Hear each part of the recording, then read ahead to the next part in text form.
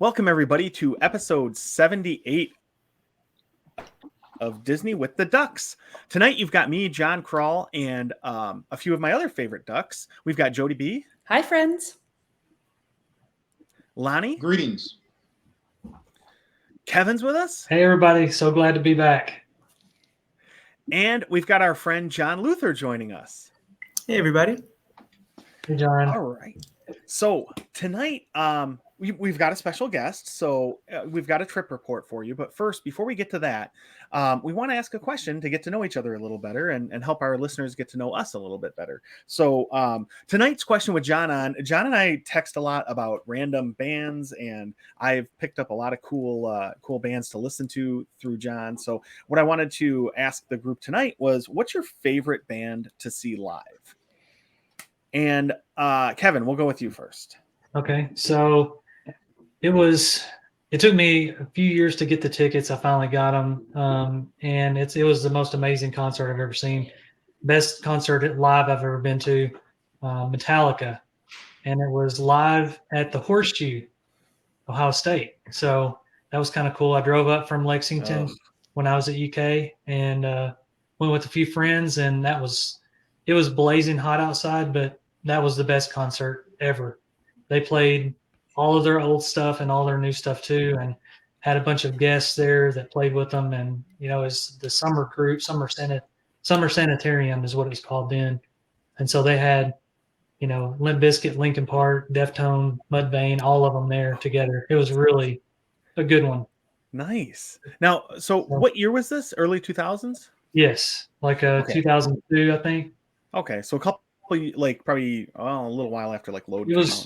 It was right when Saint Anger came out. It was like a month after it came out. Man, what a great band! It was so fun to see live. In the pyrotechnics and stuff. I mean, yeah, it's crazy. I don't see how they get by one show without catching a bunch of stuff on fire. So nice. It was cool. Yeah, that's awesome. All right, John, why don't you tell us what I know you've probably got a huge list of them, but what's your favorite? It's hard, and I know that we're allowed two answers, right? That's usually how. I mean, you can go as many. If your name is a John, you're allowed to cheat. That's what happens. Yeah, you just list as many as you possibly can. But no, since we're saying band, I will not use solo artist here. I'm going to follow the rules very specifically.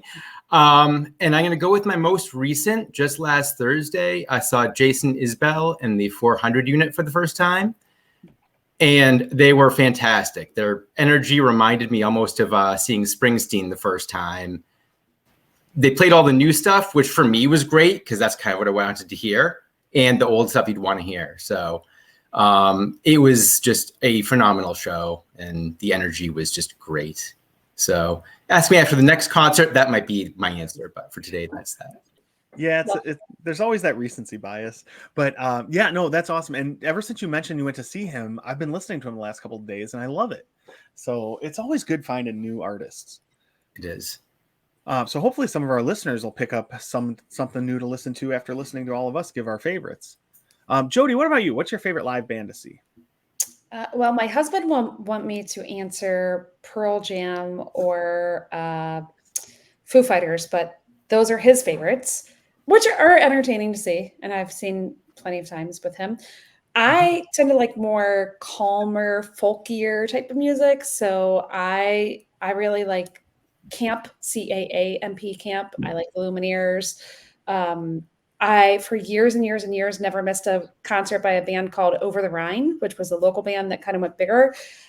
They had a Christmas show that I went to every year, but I'm not really into the flashy, big, crazy. Like a bunch of my friends just went to go see Pink the other night, and she comes, although I'm sure it was a lovely concert, she comes twirling onto the stage and does acrobatics on stage, which I think is super, super cool, but that's just not my style. I'm kind of more chilling into the music. So really my answer is a band that sounds like the band when you go to hear them on stage is my favorite. I hate when you go hear a band and they sound absolutely nothing like their produced albums, that they've been engineered so much that you're like, okay, that's not even remotely close. So I just like bands that sound legit, like they sound like, they sound like them.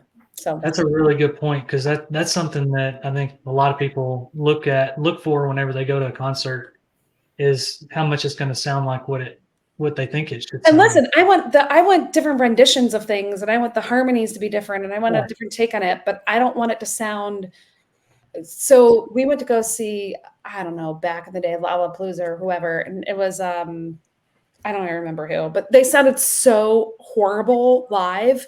I'm like, oh goodness, they have been produced so much that they can't even carry. They're not even strumming the same chord. Like this guy over there is on G, and that one's over on C, and this one's on F. Like they're totally on different pages. So, yeah, I just like bands that are solid in concert. But I don't need all the glitz glamour personally. Okay, that's fair. I mean, I kind of like both. I'm good either way. I mean, they're fun. It's fun. Like They're both fun in different ways, right? Like one's fun in like a soul satisfying way, and one's fun in like I'm gonna have a bunch of White Claws kind of way. Like exactly. they're just different types of fun. Lonnie, what's your favorite band to see in a live setting? Oh man, that's a hard one. Living in New Orleans, we got a chance to see a lot of bands. Essence Music Festival, you see a bunch. Jazz Fest, you go 2 weeks, you're seeing a whole bunch. So it's a whole lot of bands. But I think if I have to kind of, with the true band in mind, I'm gonna go with Earth, Wind and Fire. I'm going old school. They got the horns, they got the dancing, they got it all. So they put on a really, really good show. And I see now they're in concert again. It's funny, I was looking them up earlier, that they're touring now, actually. So they'll be in Dallas in a few weeks with Lionel Richie, of all people. So I may drive over there and see that one. But they do a really, really good concert. So I'll take them. Them for the win, John. Wow. Honestly, Lonnie, if you could have given me 1,000 guesses of what your favorite live band would be, I would not have picked Earth, Wind, and Fire. Okay. That's so fun. There we go. I stumped John. I surprised him. Well, yeah, because I think you had said your favorite concert was Sade, right? In New Orleans also. So I was expecting you to go like that route. And this is fun. Well, but I use, when you talk about band, Earth, Wind, and Fire got horns in the back. I mean, they are rolling. They got it's a lot trumpets, they got saxes, they got everybody back there, right? In fact, I mean, I probably could have got on stage and blended in, and they wouldn't even know I was there. They had so many people in there. So, hey, there you go. It's like Lyle Lovett and his live band, John. You and I were talking about Lyle Lovett the other night. Like, I love Lyle Lovett in concert, and with his live band. I mean, they're pretty awesome. Because the full band. If I had a pony, I would ride it on my boat. Yes, you would. That's the only Lyle Lovett song I know. It's a good one. It is. It's really good. But I only know it because I think there was a version of Dave Matthews covering it somewhere. So, I wonder what John's answer is going to be. So I've got two, and I just can't decide. So Dave Matthews Band has always been my favorite band in the world, but they sound amazing live, and I love seeing them. So like that's just. I saw them again a couple weeks ago, and it was the best, just the best. But there's another band called OAR of a Revolution that is a similar style of music, but they're just as fun as Dave Matthews. But I think the reason I like them maybe even a little bit more live is because Katie and I went and saw them play, their lead singer play acoustic guitar at a record store by my parents' house. There was 25 people there, back 20 some years ago, and just things like that. And you see them kind of grow up as a band, and it's really cool. And I think that's what I like about Dave Matthews Band too, is you've seen all the changes in them live throughout the years, and it's just fun. But the energy that OAR brings is unlike anything I've ever seen. Like I get goosebumps, and it's just such a fun, high energy show. So I'm gonna go with OAR. But Dave Matthews Band is honorable mention. And I really like. I can keep going. Taylor Swift, to be honest, was actually an amazing show because I've gone to that a few times since I have a 14-year-old daughter, and that was really good too, surprisingly.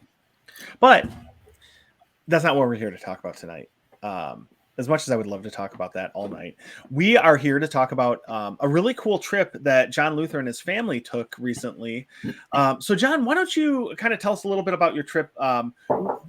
What dates were you gone? And the year's 2023, right? Just so when we get to our 1,000,000th episode and our fans are listening back, they'll know that this was 2023. But yeah, when was your trip? What time of year? Yeah, so we just got back a week ago. We actually left on July 8th, and we got back on the 23rd. Wow. Yeah. So Nice trip. Weeks. wait, so it was 2 weeks. Yeah. And John, So yeah, who traveled with you? Who was in your traveling party? Yeah, so we left the airport here with my family, my wife, my daughter, and my son, my parents-in-law, and my sister-in-law and her family with their 3 kids as well. So there were 11 of us traveling together. My wife's parents moved here from Portugal about 50 years ago, and they still have cousins and aunts and uncles over there. So week 1 was spending time with that extended family. Okay. So that was a lot of family dinners, a bit of sightseeing, but we were in a small town, I think a town of 17,000 called Chaves in the northern part of Portugal, about 5 minutes from the border in Spain. Our hotel was in a fort that was built in the 1640s. There was still the facade from the chapel that was built then that they had kept. Now, the inside of that, of course, was now hotel space, but that was just super cool. So, John, I know all our listeners want to know this. I mean, you're staying in, sounds like it was beautiful. I think on the previous podcast, I said I always wanted to go to Lisbon, Portugal, but staying in that fort, what's going on now this weekend? Did you see ghosts? We did not see any ghosts there. All right. Well, that's disappointing. That's a little disappointing. Yeah. But it sounds beautiful. That's awesome. So, John, what came first? Was it I'm not trying to steal your thunder here, but you did go on a Disney cruise. So did the trip to Portugal come first and you then decide to add on the Disney cruise, or did the Disney cruise come first and then you added on the Portugal part? We'd been talking about what to do for our summer trip. And around the same time, the talk about this family trip started. And we said, well, gosh, the kids have wanted to do Disney cruise since we went in 2018 the first time. So, hey, the dream's over in Europe. This just seems like a, good chance to do that, because it'll be super cool to let them, they had not been to Spain before. They had been to Portugal. So the itinerary, we started in Barcelona. We went to Cadiz, Spain, over to Lisbon, Portugal, up to Vigo, Spain, Le Havre, France, and then it ended in Southampton in England. So it's like right there, you get to add a couple more countries to your list of everything. So that definitely helped steer us in that direction. That's great. So, all right. So you said the first part of your trip though was to see family. What kind of stuff did you guys do? Did you get out and do any exploring or sightseeing in that area? We did. Yeah. Again, a lot of it was just spending time with the family, right? But there were a few things we had done, and it was kind of funny because her aunt and uncle have lived there. I don't know how long they've been in that house. In the 20 years I've known them, it's been there. We went not 15 minutes from their house, and we saw some old rock tablets that dated back to the Bronze Age. Wow. So we were driving through this tiny little Portuguese village, these 3 cars in a row, and people are looking at it like it's a big parade. Because, it's not a huge tourist destination. It's just this cool thing. When we were looking, we're like, that's kind of cool. There's these Bronze Age rocks, and they're just like that close. We went over the border to Spain to Monterey Castle, which was maybe 20 minutes from their house, which again was just an old castle built somewhere in I believe that was in the 1600s as well. We explored that. We just went to a random tapas place down the hill from there. In Chaves also, when we were there last time, they had just discovered these old Roman baths. There was a parking lot that they wanted to build, and it was over an old field, which had just been a field for years. They started digging it up, and they found these old ruins of some Roman baths. So they've cleaned that all up, and that was just super cool to see as well. Those are kind of some of the bigger highlights of the sightseeing things we're able to do in the area. But yeah, it was just neat being in this area where we didn't really see many other American tourists at all. I think we saw maybe 2 other groups in that, close to a week. And it was very different, but it was cool. That's awesome. That sounds like a neat experience, and having the family time and getting to know the family a little better. That's really cool. Yeah. Huh. All right. So from there, then you went to a Disney cruise. Where did that? I know you said it came back through Southampton in England. That's where it returned to. Yeah. Okay. Where did it start at? It started in Barcelona. So here's a story that I do need to share because it's funny and sad at the same time. When we were in Shops, we debated if we were going to fly to Barcelona or drive. When I did the distance initially, I did it from where our airport was versus where we actually were. So where we actually were was maybe a 9-hour drive to Barcelona.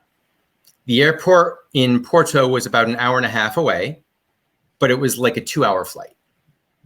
So to us, it was like, this is a no-brainer. Like, we're going to fly. We don't want to do this drive. When we realized it was only 9 hours, it was like, oh, it would have been kind of cool to drive across Spain, but you know what? It's fine. This is still the right way to go. So we get to the airport. We're out waiting to get on the plane, and they bring us all back inside.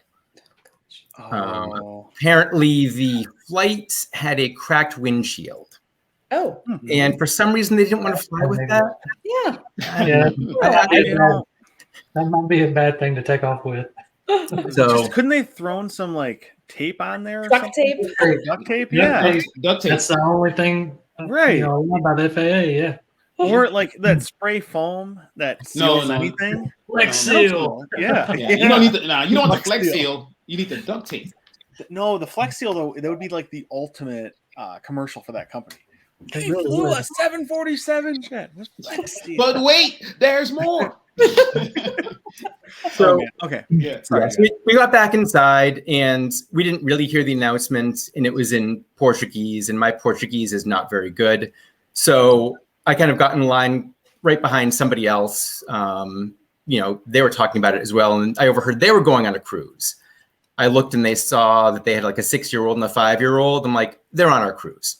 They just knew it. So once we knew what was going on, I went over and like said a couple words to the dad, just to I was like, we'll get there. We're going to be fine. We're going to be fine. Wait, is this the day the cruise is leaving or the Day day before. before? Okay, day before. Day before. We weren't totally Okay. crazy. Day before. Okay. So in the end, it ended up being a 6-hour delay. we would have got there quicker by car. It would have been faster to drive in the end. But what was kind of cool is we did kind of talk with and meet that other family that was on our cruise. Because I was scrolling through Facebook while I was waiting, and I saw like they put up a post like, hey, so excited for the cruise. This is before the delay. So it was kind of neat getting to meet them and talk with them before the cruise. But we were half joking about, okay, if like our 2 groups just share a ride to get there, we can still get there while they're boarding. So that was a fun little adventure to get there. And for those of you who have not sailed Disney Cruise Line before and you're wondering what John's talking about with the group, most Disney cruise sailings have private Facebook groups for that specific sailing. So let's say you're sailing, February 2024 on the Wish or Fantasy or Dream or Magic or Wonder, whatever ship.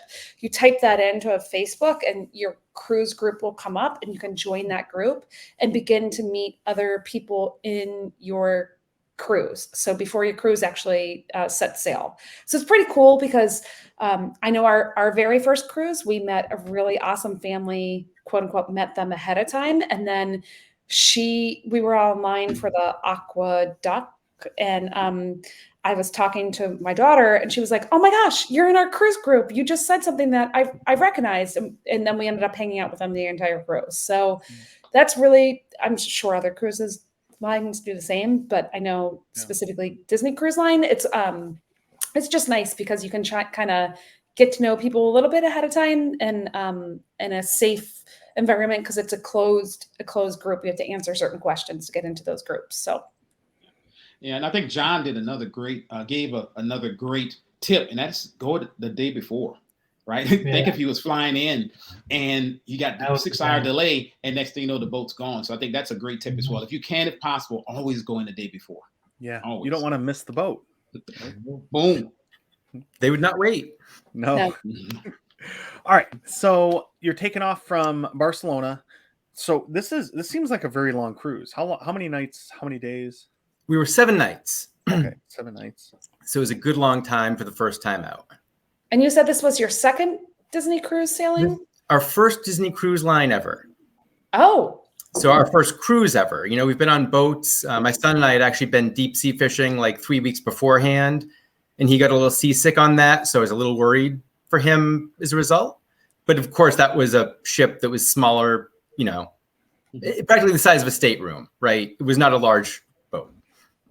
And this is very different. So yes. Yeah. Wow. So you went from never setting foot on a Disney cruise to going to a European sailing for 7 nights. yep. That's how you do it, right? Jumping that- right in. That escalated real quickly right there. You went from It's boom, like- boom. Why bother with the 5K? Let's just go for the marathon. You know what? You got to rip that Band-Aid off quickly. You don't Yeah. you don't need the slow, like painful build up. Just get to the fun part. Which is, you know. And we were nervous about it because having not done a cruise, I was just like, am I going to feel trapped like I'm on a hotel the entire time? Not the case, but that was definitely a worry going into it. Good deal. Good deal. I can So see the- that. I'm the same way. It seems like a lot of sitting around, but I think we'll probably hear that's not the case. That's not what you guys did, right? No. So the Dream is my favorite ship. So John, tell me, first day on the cruise, you get in, they say, welcome to Luther family. What did you do? Walk us through your first day. So yeah, we walked on, and the check-in for the whole thing was not bad. We were actually boarding group 2, which kind of helped. That's pretty good. Because that was like they started boarding at 11, and we were on by 11:30. Wow. Nice. So yeah, we got up.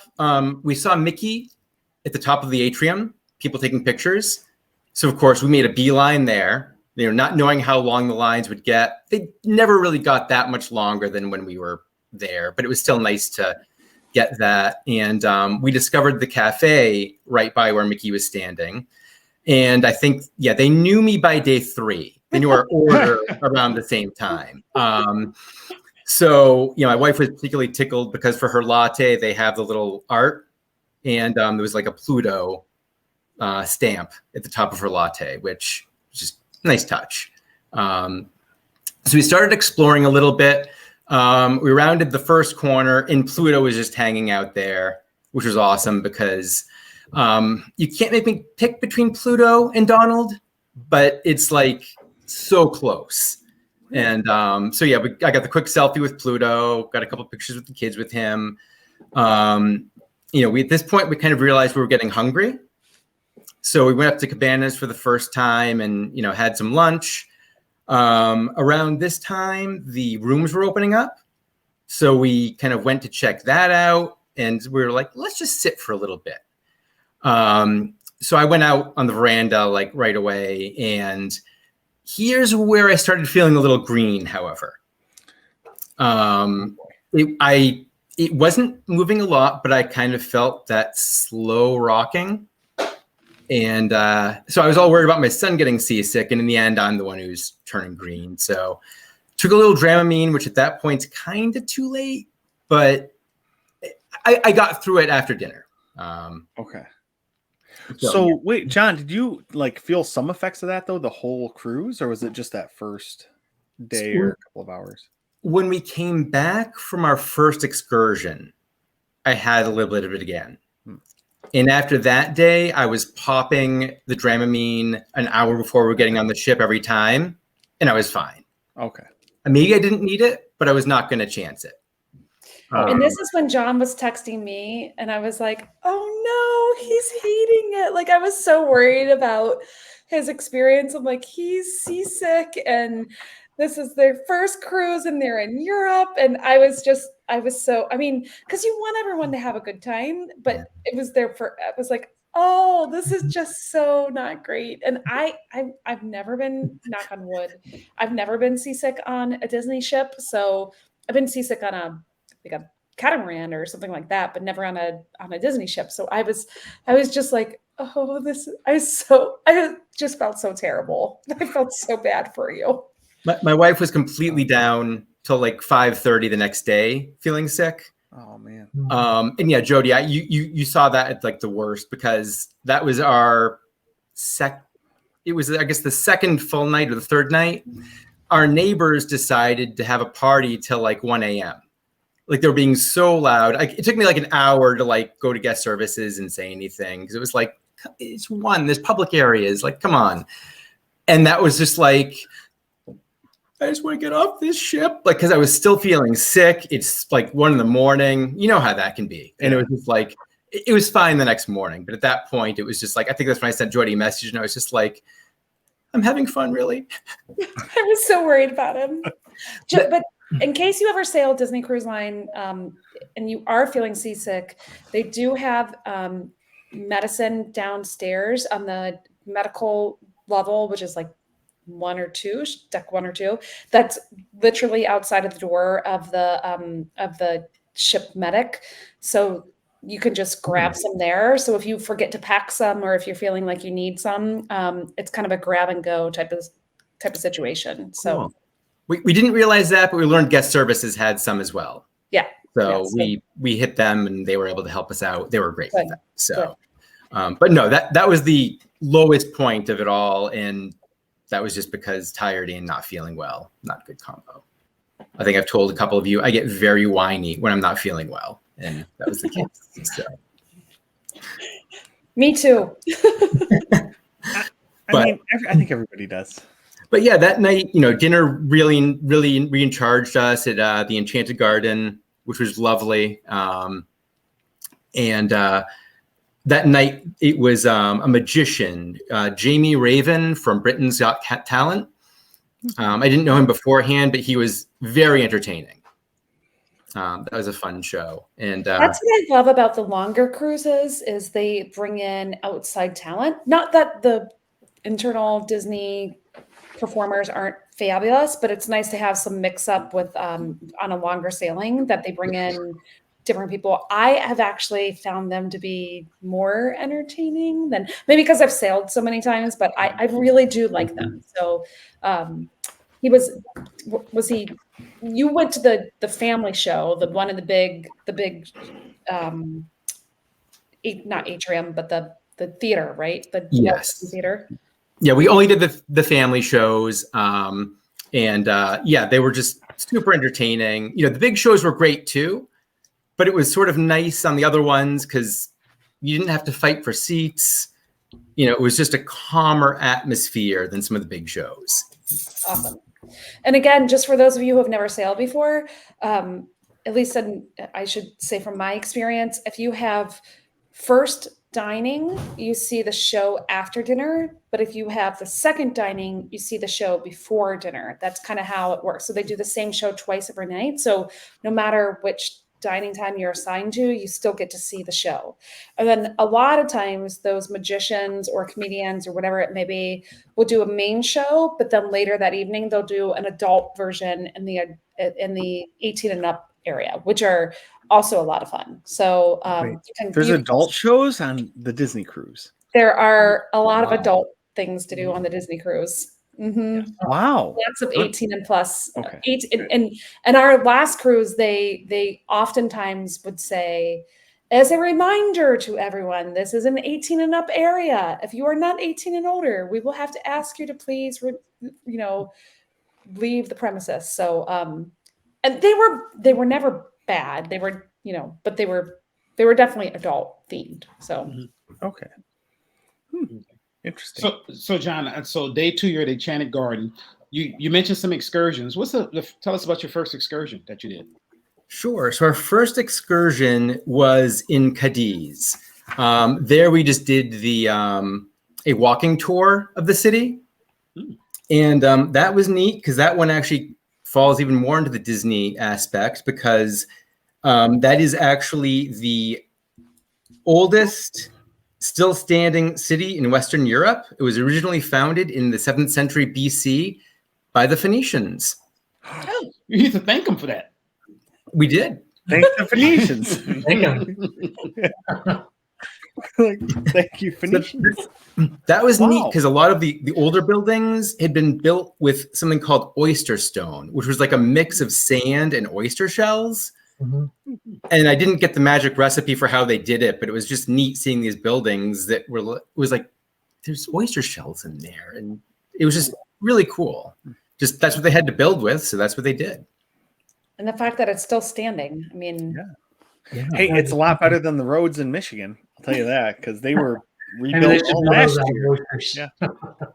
yeah, Kevin, Mr. Transportation Man, maybe Yeah. you should pitch that to your boss. Hey. Like, let's build roads with shells The and Phoenicians and Romans, they know how to build roads.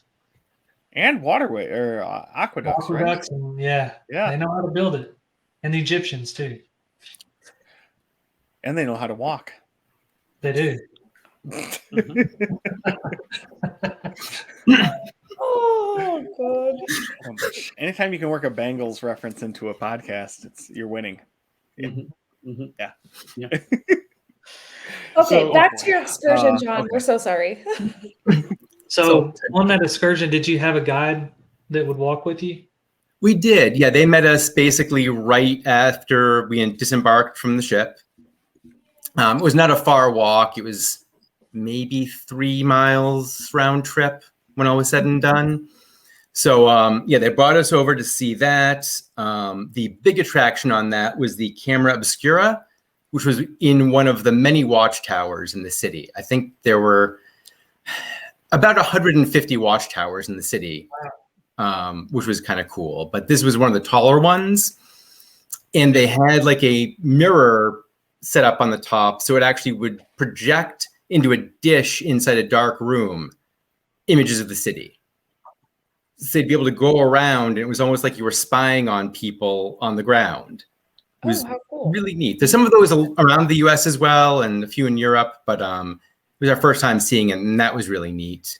And John, did you book all of your excursions through Disney Cruise Line or did you do anything privately? We did them all through Disney Cruise Line. I wanted to keep it easier. And actually, a couple of these we did not have when we got on the ship, but pretty much the third or fourth thing we did was run over to the port excursion team and get on the waiting list for a couple of these. And we were able to get on ones we did not have before. So Another phenomenal tip that John just dropped there, because a lot of times you get on the app and everyone's doing it. And of course, you know, when you're checking into a Disney cruise, it goes by your cruise level. So some of the things that you want may be sold out, but always you can hop on a wait list when you get there. And he went straight to it and got the cruise. So awesome tip you just shared, John. Thank you. yeah, no, definitely. And yeah, then we had a little free time and checked off one of the box. Oh, sorry, go ahead. No, I was just going to say there's advantages and disadvantages doing both. Just real quick. So if you book with Disney Cruise Line and something happens at your excursion, the ship will not leave without you. Or if they do, Disney will get you back to the ship no matter what, because you booked that excursion with Disney. If you go out on your own on an excursion and let's say your van gets a flat tire and you miss getting back on the ship, Good luck. you miss getting back on the ship. So Disney excursions tend to cost a little bit more. Shocking, Disney costs more, but you have that comfort level of knowing that no matter what, you're going to be okay. They're going to get you on that ship and to get you taken care of. So Yeah. I think being your first Disney cruise, I have never booked anything outside of Disney Cruise Line. I'm just too chicken, but being your very first Disney cruise and being in another country where maybe not everybody speaks English or, you know, a language barrier, I think that was a very smart move. Yeah. How much does peace of mind cost? I mean, really, that's what I think about it. So I booked Especially in through a Disney foreign as country. well. Oh yeah. Yeah, definitely. So All right. sorry, John, didn't mean to interrupt. I just wanted to give that little feedback on there. No, that's a good tip too. So yeah. After that, we had some of our spare time, and we were able to check off one of my daughter's big wants on the list, and we got churros in Spain. Now, I'll say I am not a big churro fan usually, and I loved them. So they were a little thinner and crispier. What made them different? They were a little thinner and crispier at the cafe we got them at. So it's not like it's not like we had time to figure out where the best place, we weren't checking Yelp to see who had the best churros. It was basically, okay, we're here, they have churros, we're going to go get them there. And just a random place that were really good. And of course, then we had to get some ice cream as well because we're on vacation and you need 2 desserts. And I had the most fantastic dark chocolate gelato. It was, it's a good thing it's not here. You don't like That chocolate sounds at all, John, do you? I might be addicted. I don't know. You're the one who I have to blame for the Main Street Confectionery peanut butter chocolate M&M cookie. The peanut butter pie cookie is my All cookie. your fault. It's all your fault. You're welcome. It's so good. You guys are making me very hungry. Sorry. I need some cookies. Man, I can always use a good cookie. But okay. So that's got back on it. So now, John, were you in the early dining or the late dining? We did the early dining. So in real life, we tend to eat dinner earlier. And originally we had the later one, but we saw 8:30 and it was like, yeah, we tend to go to sleep earlier and get up earlier. Even on vacation, we'll usually be up earlier trying to just get in everything and we'll crash out 10:30. So it was like, yeah, to eat at 8:30, we won't be done till 9:30. Like if we want to go to bed early, that's just not gonna, for us, it made sense. So Yeah. Oh, yeah. What time is the early one? early one's at 6. Oh, okay. That's still late. It's Yeah, 5:45. yeah. 5:45 it was on our last cruise was 5:45. I need the senior time, 4:15. Blue Play special. Yeah, Well, right. you could always go up to get quick service or cabanas if you don't want to do the Mhm. sit down dining. So So, John, being a foreign cruise, and I haven't taken a Disney foreign cruise, the makeup of the guests on the cruise, would you say is more Europeans or was it Americans that flew over to hop on the dream? There was a mix. I don't know what the normal composition might be because there were definitely many people who were there from Europe. I heard a few British accents, a few French accents, but the majority of people were from the US, Oh, wow. which again was a little bit of a shock after our week in like rural Portugal, going from that to like the Disney Cruise Line, which was almost like a slice of America there. That was a little overwhelming as well because like we'd been eating a lot of seafood and a lot of like different pastries, and we get on, it's like, ooh, ice cream machine. So and for the actual your sit down meals every night, was it more of a European flair or more American or just steak potatoes? I know over here, when you when you take the ship here, it's more of a kind of a oh, I got steak, I got this, maybe escargot, a couple of nights there. But what was the makeup of the meals there? I'd say it probably wasn't that different than what you'd get here. A lot of times I was getting the seafood just because it's like, well, we're on the ocean. That makes sense to me. But tried a couple of the other things too. And like, again, everything for the dinners was just fantastic. Great. There wasn't one bad meal there. So. and how was your serving team? Oh, they were wonderful. So it had been mentioned that my son's birthday was like the day before we left for Europe, which is part of how we chose our destination, our date to leave, because he wanted to be home for his birthday. So totally fair. But yeah, our team was just great. Like we almost got a little teary when we were saying goodbye to her at the end of it. Because, she made sure he had like a little birthday celebration while he was there. Like she made like some little flowers one day, just like little souvenirs, and he made her a birthday card because it happened to be her birthday while we were there. Like it was just, I love it. she was just really sweet. And I can't say enough about any of the cast members really. It was the second day I think I really realized like when you go that like little bit extra and you reach out to them versus just having a transaction, like I said, they knew the cafe day 2, day 3.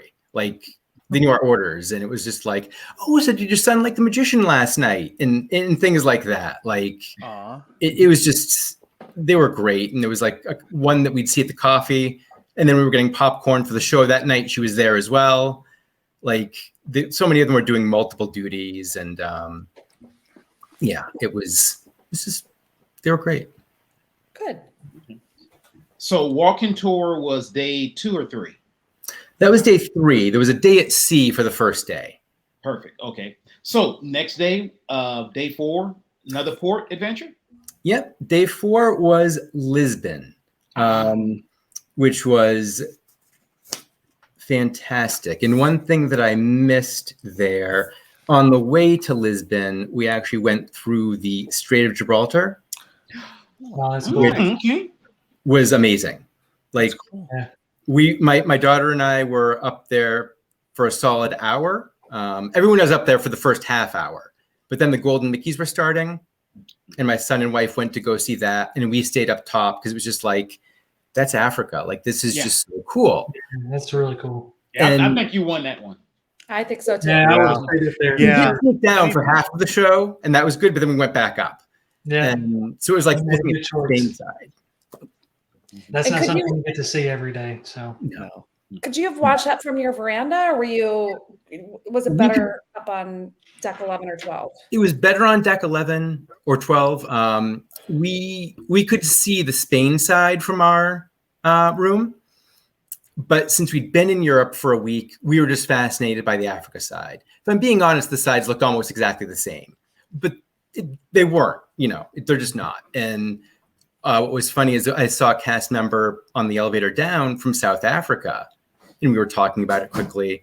And she was fascinated by the Europe side because to her, Africa's old news. Like she grew up there. So there's some of those like differences in worldview too, which was kind of fun to see. It's really cool. Yeah, that's cool. But yeah, the next day was Lisbon. And that was an interesting morning because we heard our first bright star alert. What's that? It was the only one of the cruise, but that is a medical emergency of some sort. It was around like 6:15. We heard they called it to deck A, so we realized it was something with one of the cast members, presumably. We didn't hear anything definitive, but we did hear through the cruise Facebook chat, someone had asked their server and they heard the person was okay, whatever it was. Good. But if there's a bright star alert, that is a medical emergency of some sort. And that is an announcement that goes everywhere. So they can make sure any staff that's needed for that can get there. Wow. Yeah, I've never heard that on a Disney cruise before. We had that on one of our ships, one of our sailings. Yeah. So for Lisbon, we did the hop on, hop off bus. Okay. I love those. So is that like an extra cost, or is that included, or is that? It was one of the excursions. So it was the hop on, hop off, which included the trams and the funicular, which think kind of the cable cars in San Francisco. If you don't know what they are, the trams are more like the cable car kind of, and the funicular kind of does more the hills.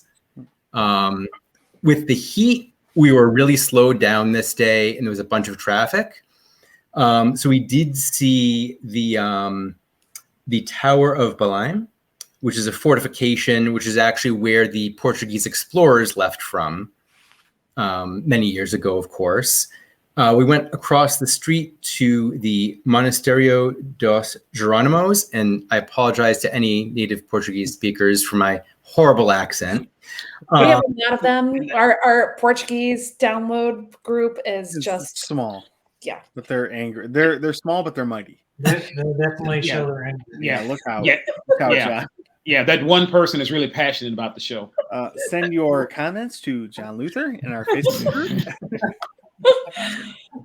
So the monastery is just one of the more, I think it's one of the more famous icons of Lisbon. We didn't go in just again because it was really hot and there were lines.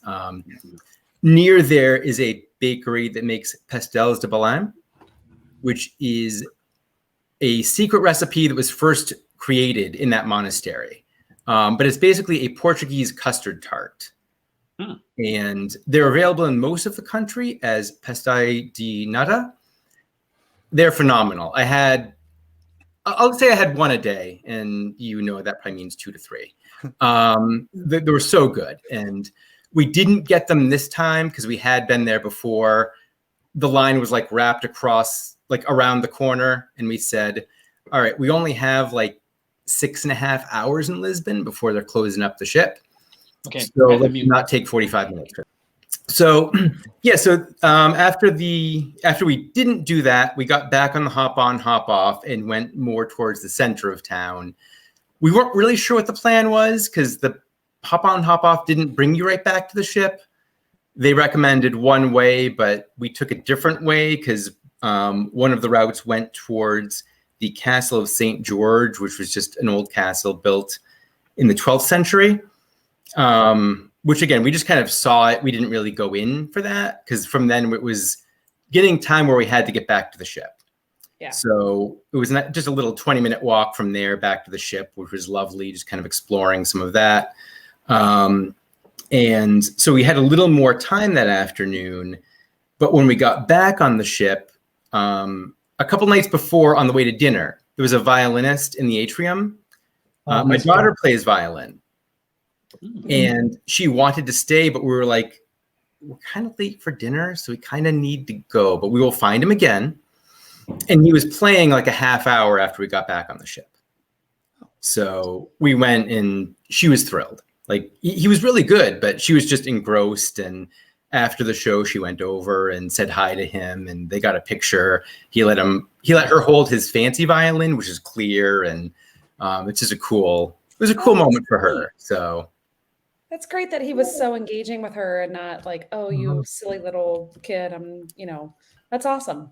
Yeah, no, he was really great with because she went over, another little kid went over, and he was very personable and friendly. And it was just in one of the lounges. It wasn't a huge crowd, but everyone there was pretty engrossed in what he was playing. So that's really great. He was playing at the crossroads of the ship. For our older Muppet fans, they would get that one. Oh no, get it? Crossroads. I went. My mind. Violin. You guys are the worst, right? I went to the crossroads. I'm thinking the fork in the road. That'll work too. Which way to go? So yeah, that night we ended up going to bed early though, because we've been going nonstop for a week and a half there, and it was time. Yeah. So then, what's the next stop? Where are you going next? Next stop was Vigo. So for that, again, we're a little biased with Portugal. So the excursion we chose there actually went back over the border to Portugal to explore a fort city there. So that was cool. It reminded me a lot of our hotel, except a lot larger, and there were a lot of little shops and touristy things in there, a couple cafes.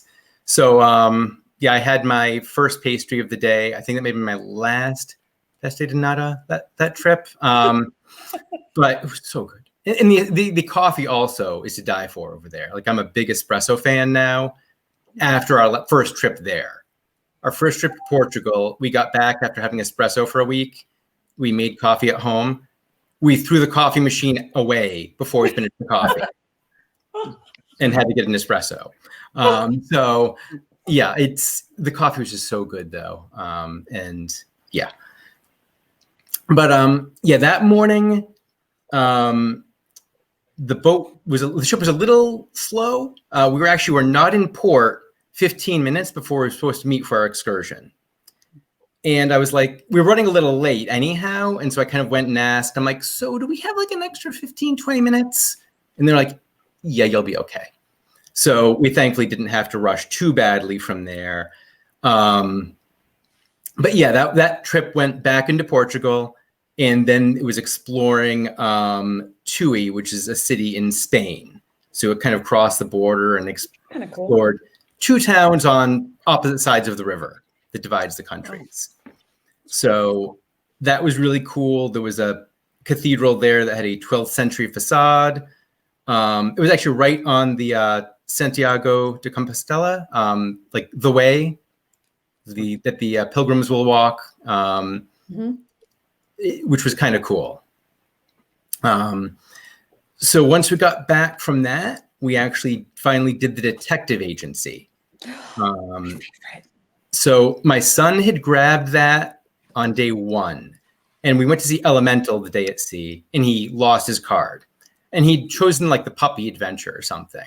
So the second time around, I suggested that Everything is Better with Muppets. So he did choose the Muppet one, and that was a lot of fun. So what John's talking about on the Dream and the Fantasy, there are these cards and this interactive game you can play on the ship where the artwork comes to life is the best way I can explain it. And you get clues and you scan your card. So you're looking at a piece of framed artwork and you scan your card next to it and the artwork comes to life and talks to you and does stuff. And you have to figure out the clues. So you'll be running from like aft to forward 7 to midship 5 and doing all these different clues and games. And my kids absolutely love it. And that was probably one of their biggest disappointments on the Wish, is that they didn't have Midship Detective Agency. So I'm glad that you had an opportunity to do that, because I think it's one of the best things on that class of ship is that game. Yeah. When I first saw the Muppet call board, I got all excited and I was like, well, wait a minute, why is this here? This is kind of, and then I found out it was part of that and I was like, okay, we got to do that. Yeah. You get your steps in. We did. Sounds like it. It's super fun. I'm glad you did it. Did he like it? Oh, he loved it. Oh, good. Good. Yeah. So you were every day you were gone every single day on an excursion. You had one at Sea Day. We had one up at Sea Day, and then after that day in Vigo, we had our second at Sea Day. Okay. So you did have a little bit of time to explore the ship and do things on the ship. Yeah. We had some of that anyhow, because there was the first Sea Day, and then with the excursions, there was time before and after usually. But this is the day we really first took advantage of like everything. So we slept in, which was great. And after breakfast, we went over to our first trivia for some Disney trivia. And we thought we did pretty good. You know, we were probably the top 15 percentile, but some of the questions people knew was like, how do you know that? That's amazing. I know. We went from there to bingo because we had to do bingo. That was wait, John, did you have the actual daubers, or how did that work when you got the numbers? So they actually have 2 different ways to do it and 2 different costs, of course, or a family pack where you get both. So they had electronic tablets where you didn't even really have to pay attention except just watch to see if it told you had bingo. We gave the kids those, but we had daubers on like a paper sheet that was behind plastic so they could reuse them. And yeah, we did not come close to winning, but it was still fun. It was... So you guys do it just the opposite of us. We realize that our kids pay way more attention because the adults are having beverages. So we get the electronic versions and the kids get the ones where they have to pay attention because they're really into it. And we're like, oh yeah, great, bingo. So yeah, we're having a little too much fun, and they're the ones that are paying really close attention. This bingo was in the morning, no judgments, but I think 10 for me is that a little doesn't matter to Jody. Jody and Tim will get going early. There we go. So John, speaking of the Sea Days, I find they're sometimes the best days because you get to hang out on the ship, sleep late. Did you do any of the onboard activities, like any tastings or things of that nature during your Sea Days? I didn't do any of the tastings. We looked them over. A lot of them had sold out before we even had a chance to book anything. Again, as first timers, you get whatever's left from everybody else, which sounds so much more bitter than I meant it to. But yeah, there were a lot of excursions we wanted, right? Just on board, we didn't get a lot. Oh, that's no problem. I mean, still, you did a lot so far, right? So there you go. Oh, yeah. After that, we just took a little break at the room. And one of the highlights of the cruise was the baby racing. The Jack diaper race. Yes. They made the babies race. They made They didn't make them. They didn't make them. They get the opportunity to. They get the opportunity It's called to Jack race. Diaper Dash, I think, Yeah, is the name of those it. babies Yeah. did not consent to that. I'm It just throwing is out there. the best thing ever. Something about it seemed vaguely illegal. I'm not gonna lie. It's only illegal if you But bet on it. That's the only time. It'd be bad. If you bet on it, then it's illegal. But if it's just them doing it, it's just natural fun. Okay, That's fair. fair. Yeah. One of the poor babies started crying, which you might expect because they're babies. There's But no one crime did in really being racist. well. I love when the parents try to coax the baby to the other side with like their lovey or like a sibling or their favorite, Puffs or Cheerios or something, and they're trying to get the baby to crawl to the other side. I think it's absolutely hilarious. What is the age range on this? Can I put Crosby in this if I ever taken my Crosby's not a crawler anymore, and I Yeah. think they have to be crawlers. Yeah. If they can I missed walk, my they're window. disqualified. man? Yeah, What if every time he tries to stand to walk, I just like shove them down. push him down? Like, oh, That look would at that He would can't be even stand up. that would be illegal. Yeah. Okay, not that I do that. I don't need child protective services showing up around, but I'm just throwing it out there. That's Oh, yeah, I love Jack Cyber Dash. It's hilarious. That was phenomenal. So yeah, after that we did a couple more So trivia. you can stand up top and watch below, and everybody cheers, and it's pretty funny. Yeah. No, it was so crowded. Everyone was there going nuts. It was super neat. How was your? But one thing I meant to ask you was, how was your weather? When you were at sea, were you able to enjoy the pools or the slides or anything, or was it? What was the weather like that time of year? So most days were really warm. This day at sea, it was actually really cold. Oh. We did go to the pool for a while, but they were actually handing out blankets. Oh It yeah. was so cold. wow. Which was kind of refreshing after like a few days where it was really warm.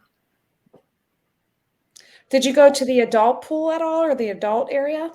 We walked through it, but we didn't really take advantage of that. We did encourage the kids to go to the open house for Edge that first night, and they went and they kind of had fun.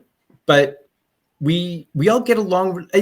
We all get along really well, and like they kind of wanted to spend the time with us versus go there and do whatever the activities were. So, as long as they still like spending time with us, I'm going to take advantage of that every time. You kind of have to, Absolutely. yeah. Yeah. It's So, probably gonna be gone much sooner than you want it to be. so no, that was cool. But yeah, it was, since we were all together for most of it, there wasn't a lot of the adult side of things as a result. Okay. Got it. Sorry, it was cold on your sea day. That's like the perfect day to go enjoy all the. But so here's the question though: can't you still do a lot of the fun stuff on the ship that's inside, like restaurants and comedy shows and all that kind of stuff? Yeah. I mean, I think that's the day. Oh no, we actually did mini golf the next day, but it was still a little cooler that next morning. But no, it was very easy to still do stuff. It was kind of nice actually wearing a sweatshirt at sea, because it felt, again, we're in New England. So to me, when I'm on the ocean, in my mind, I should be wearing a sweatshirt. Yeah. So, it was kind of cool from that viewpoint. But but then we did a couple more trivias, and then that night was Believe.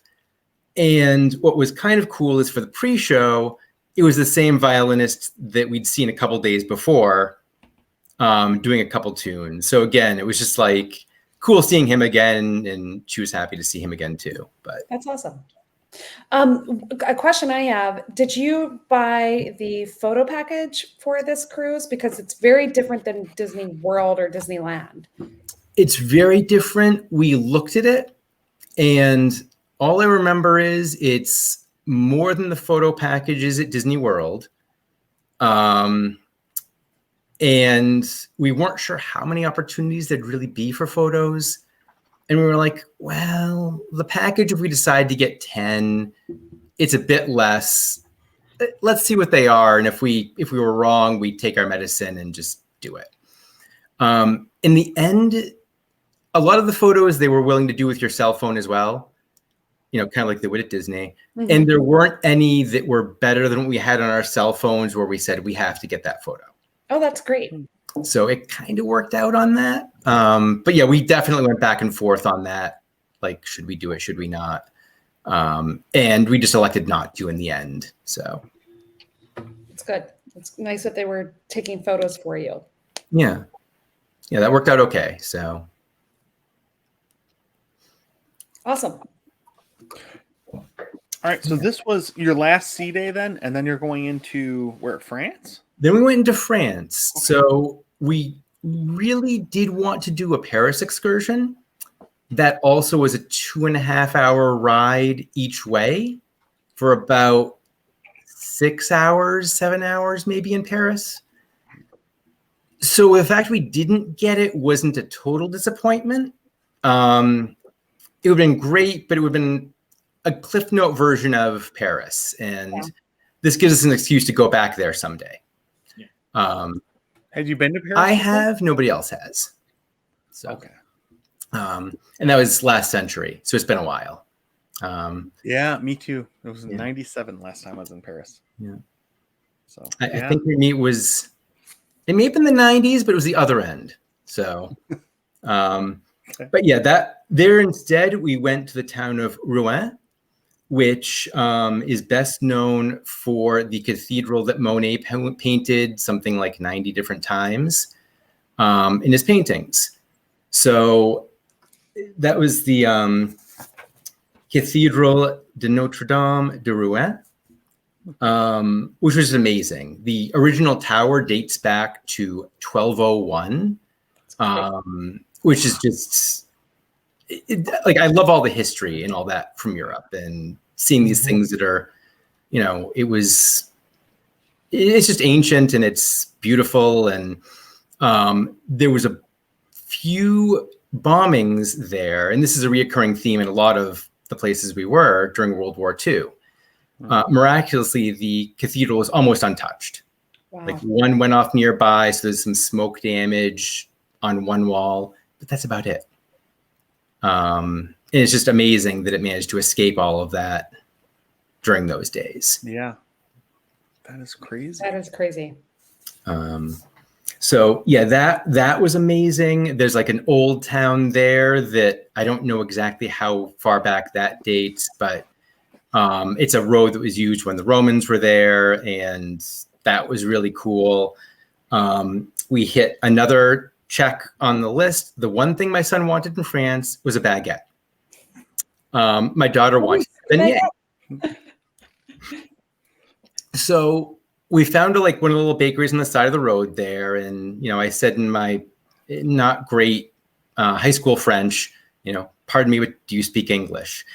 And she didn't really, which was kind of fun. So then it was, okay, how much of this can I remember? And so I was doing the best I could, and we were communicating, which was great. And I kind of looked over at one point, and the other woman who was working the counter with her had a smile on her face. It's like, she knows English. She absolutely could step in if she wanted to. She's enjoying watching this. So I don't know if she was appreciating my horrible French, or just that I was trying, or her coworker's discomfort. But that was super cool. They got their baguette. They got the beignet. It was successful. Yeah. So That's awesome. um, And how was it? What was their review of the baguette? oh, he loved it. Yeah. And yeah, I didn't tell him the grocery store a mile away has them too, but it was probably better than theirs. Probably, but he wouldn't notice. So Hopefully he doesn't listen to this though. Man. they might listen to this one. So Well, now that when he gets home, he knows he can go to the grocery store Yeah. and live his France experience, right? Great. But of course. and at this point, I was getting a little nervous because we had an hour and we were coming up on that hour of free time. And I tend to subscribe to on time is late. If I'm not there a little early, I get a little anxious. We got there exactly on time. And my wife kind of was like, see, it was fine. We weren't even the last ones there. And that was great. It did take like 10 minutes for that last group to get there. And here's where the adventure got a little more interesting. We were going back to the bus. Our tour guide kind of looked at the crosswalk. Cars were great about stopping at crosswalks. About a third of our group had gone across. Some were already all the way across. We hear a honk. We hear somebody yelling something, and we see two guys on a scooter coming right at us. The driver was smiling, and it didn't seem like they were slowing down. Oh. So a woman and her daughter in our group were hit by this scooter. Oh my god. No. They were both knocked down. The scooter knocks down. The two guys fell off of it. Our tour guide was amazing. He ran over and grabbed one of them. Someone said he actually headbutted him to like stop him from trying to get away. The other guy hopped on the scooter and took off. So the mom got up and was okay. The daughter got up and was holding her arm. We were just so worried about her because it was like, okay, is she going to be okay? Like, it's the last day of the cruise, and it's like the poor kid might have a broken arm. Oh my gosh. So our tour guide was holding on to the guy for a bit. Somebody else came in and was pointing out, well, you could be in trouble because you're holding him. And he wasn't even driving. He wasn't. So the other person intervened. Our tour guide saying, if I let him go, he will run off. And the guy was like, no, I won't. And the guy made him let go. The guy took off. He did leave an AirPod. And a couple of the younger people in our group were smart and took pictures of them. So the police got there 3 minutes later. They showed them the pictures, and they actually knew the people. They had known them around town. Yeah. So the ambulance showed up a couple minutes later. They checked her out. She was fine. You know, she was shaken up, but she was okay, which was wonderful to hear because, you know, no one cared about the excursion or getting back on time. It was all, is this little girl going to be okay? And I think that goes back to our point about why you book excursions through Disney Cruise Line. Because had that happened through a third-party vendor, and let's say you were, you know, delayed and not back on the ship, that would have been just problematic. So things happen. I mean, I'm glad the little girl was okay. I'm glad that the mom or whomever was with her was okay. Yeah. I'm sorry that all happened, but it, you know, that's kind of one of the reasons why it's best to book excursions. If you're going to spend the extra money for an excursion, you might as well book it with Disney. Yeah. That was just crazy, but yeah, we were thinking that when it was the time too, because since it was through them, even though that night it was like the 11 o'clock get back on ship because it was Paris, it was still a little bit of a relief that we'd gone that way. So, because that was I think it was it was about an hour all said and done for all that. So, Wow.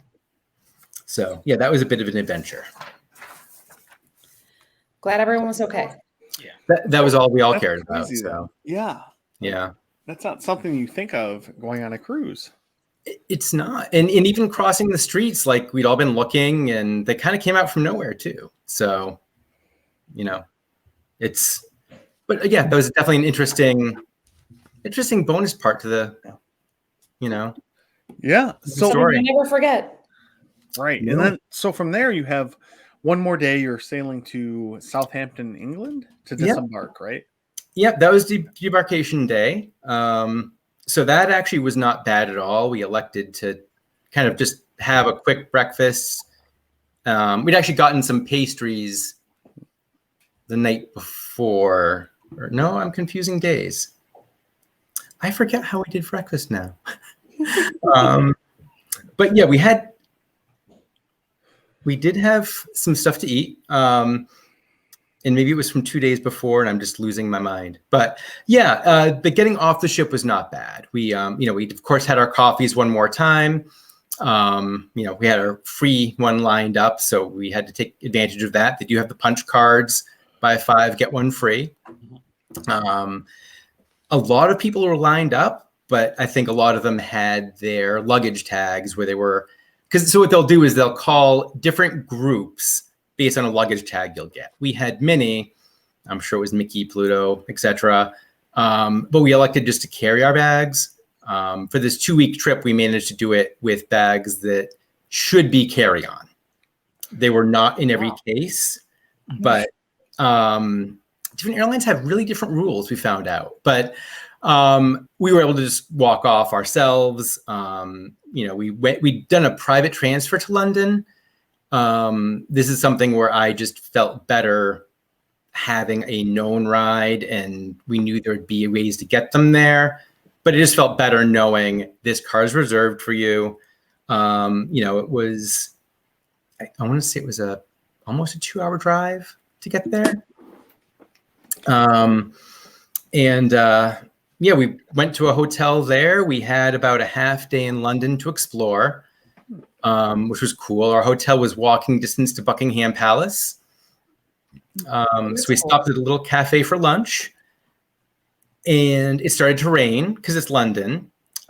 We got our first souvenirs in London. We each have umbrellas from London now, which are lovely, very useful. But then we went and saw Buckingham Palace, and we did another hop on, hop off. So we were able to get to the Tower of London.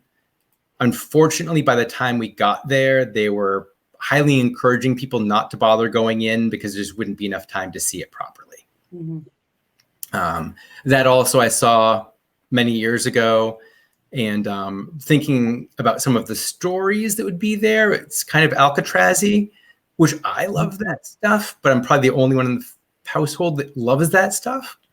So it was an okay one to skip. Lots of gory details. Yeah. For sure. And ghosts. Yeah. Oh, My 9-year-old loved it. He loved no. all that stuff. That was his favorite thing. Why would anyone like ghosts? They're terrible. They torment people. You can't stop them. They leave slime. I think that's a different ghost. Have you talking guys about. not seen Ghostbusters? No, we have. Slimer? We have. We were talking about more Haunted Mansion ghosts than slime. I have not seen that yet. Like Casper. Mm-hmm. Okay. Sorry, John. These people cannot be controlled. What people? Jody. What people? Jody. So from there, we had to have fish and chips for dinner, of Oh, course. definitely. Yeah. We Lonnie found, approves. And mushy peas. we found a local pub. It was a semi-local pub that was also walking distance. There were actually people who were locals who were going in and out. So we were like, no, this is the real thing. We did start with a Scotch egg, which was excellent. My wife and I had fish and chips. The kids actually ended up getting burgers, but they were the best fish and chips I've ever had. It was just a perfect crispiness for the batter around the fish. The fries were a little different, but they were like just a perfect crispiness as well. Desserts, the kids got a brownie sundae that was amazing. And I think we had a Yorkshire pudding that was really, really good as well. Like just for a random pub to have such good food surprised us. And we got up the next day, went back to Buckingham Palace again just because we could, got pictures of it being less crowded, stopped at a random bakery by there, got a really good breakfast, hopped over and got on our flight back home. So Wow. What a trip. That sounds awesome. Yeah. it was great. There were a couple of the thorns when it came to the cruise, such as the seasickness, but it was great. The only thing I think I would have wanted to change is more time in each port for excursions. Because it's like, okay, we're here in Europe. I totally want to explore Europe. And then sometimes it's like, yeah, but your bedtime's going to be 4 o'clock if you leave it on the ship. So I did wonder if for a first time cruise, if the Caribbean might have been a better answer. Just from the viewpoint of it's kind of like just the islands with the beaches, which are lovely and great. But being like a history nerd, I love seeing that stuff. And again, that's not meant as a critique or anything like that at all, because it was great. That's like the one thing I'm like, oh, I wonder if that might have been better for the first time. But we have no regrets. We didn't book our next one while we were on, but the seasickness was way too fresh in our heads still. Yeah. Even then it had been like 4 days. But if you'd asked us that night, like, oh, would you do another cruise? We might have said, yeah, maybe not. And we left the cruise saying, oh, we'd absolutely do it again. Oh, Good. Yeah. Good.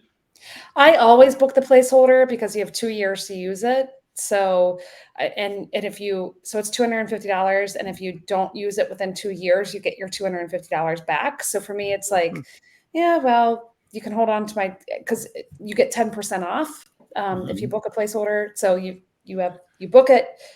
You don't have to say like, I want to go on June 7th, 2024. You just book that placeholder to say, if anytime in the next 2 years, I think I might sail, here's my $250. I get 10% off, just hold it just in case. And then if I don't, they're like, here's your money back. So that's always my modus operandi, just in case. Like even this last cruise, I don't think we'll cruise again because we've got too many other trips to do before our daughter graduates. But just in case, nice to have it on your back pocket. Yeah. And for our travel agents, you actually, once you do a placeholder, you can call them and tell them, and then Disney would move it over toward them as well. So they would get credit and can continue the booking for you. If you do it. And Jody, remind me, can you do, is it 2 placeholders? We only just do 1, but I think you can do 2. You can get 2 rooms per, yes. sailing. Yeah. So you can book 2 placeholders, and you're, and then if you use a travel agent, obviously a lot of them give onboard credits and things like that. So it's even more money off. So it's a sale. It adds up. It adds up. It's a sail, like you're sailing. Oh, yes. It's a SAIL. Yeah. Well, John, what would you say is like your highlight memory of this trip? Because okay, so I'm not talking about your trip ahead of time with your family. Let's take that part out. Let's talk about the actual Disney part and the Disney cruise and the excursions. What is your one moment, your one memory, your one absolute, this was my incredible, huge highlight from this trip? It's so tough to choose one. I mean, there was. You can play by the other John's rules. Yeah. 25. No, 100%. Just break the rules. They don't even really matter. I'm really a sucker for any of like the really historic things. Like when I see, like we saw in our Vigo day when we went back over the border to Portugal, they had a Roman mile marker from the 1st century BC. That's crazy. And insane. I see stuff like that, and it's just like you're really like tasting the history. You can touch it. These cathedrals that are 800 years old, like it just blows my mind. Even the forts, which are new, only being 400 years old. Like, I think it's, if I have to capture, I guess I'd just say the history of it all. And that's what. Again, that's focusing more on the excursions. And if I go on the ship, it's just probably the interactions with all the cast members that really makes it special. Like the time with our wait staff in the restaurant, our hostess for our room was wonderful as well. She was, always asking us, "Oh, what are you guys up to today?" And, we'd come back and the room would be pulled out and, we'd have towels and magicians. Yeah. So the shows were all great. The food was really, really good to great. So it was just, it's tough to pick. So yeah, I gave like 5 answers there, I think. So I think I'm good. But that means you did it right. Yeah, you're following our cultural norms at Disney with the Ducks, so that's fine. Sounds like you had a really good trip though, John, and I'm glad you got to experience that with your kids and your wife, and meeting your in-law or bettering the relationship with your in-laws. That's awesome. Now I want to book a Mediterranean cruise. I want to go over to Europe. Yeah, I just want to. I'm going on my first cruise next summer. It's not Disney because there's 6 of us, and that would be $12 million. I think was the quote. Not with a placeholder. Right. Then it would have been $10.8 million. Everything helps. That 10%, yeah. No. So now we're going to go into our favorite part of the show, Quacking Up with the Ducks. So, John, you're the guest of honor tonight. Why don't you start us off? Okay. So, so once we got back last week, the kids were kind of saying, well, when's our next vacation going to be? I told them, well, good news, guys. We have enough money to go on our next trip. They said, oh, great. When are we going? And I said, when we have enough money to get back.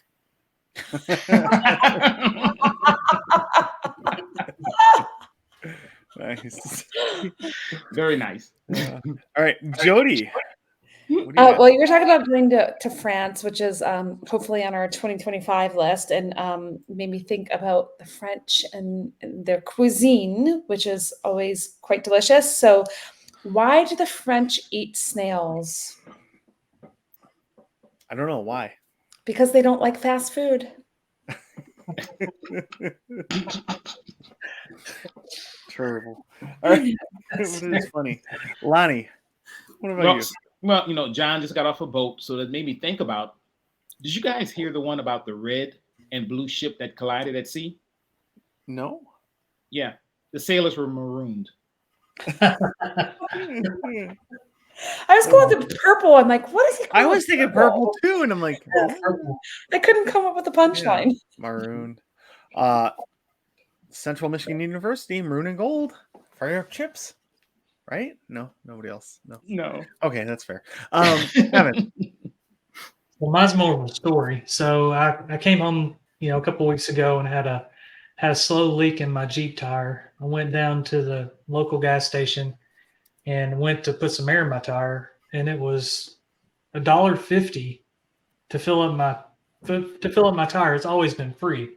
So I go in, I'm like, it only took cash. I'm like, what am I supposed to do? What's going on? Why is it $1.50 now? And the attendant behind the counter said, inflation.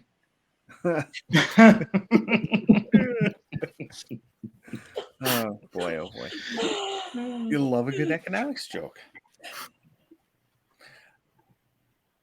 We were talking a little bit earlier about like music and stuff, but I was wondering, why did the tortilla chips start dancing? Because they put on the salsa. Oh boy. You guys, I don't need the pity laugh, Lonnie. No, that was a good one. I know it was bad. No, it wasn't. Thank you everyone for staying with us this long. Hopefully you guys had fun listening to John's trip report about him and his family going over to Europe and going on a Disney cruise. Go over to your podcatcher, give us a 5-star review, and all 5 of them. And then write some good things about how well we do at life, because we need that. We like that reinforcement. But anyway, the only other thing to say, I guess, is Kwaherini. Bye, everyone. Bye, friends. Hey, everybody.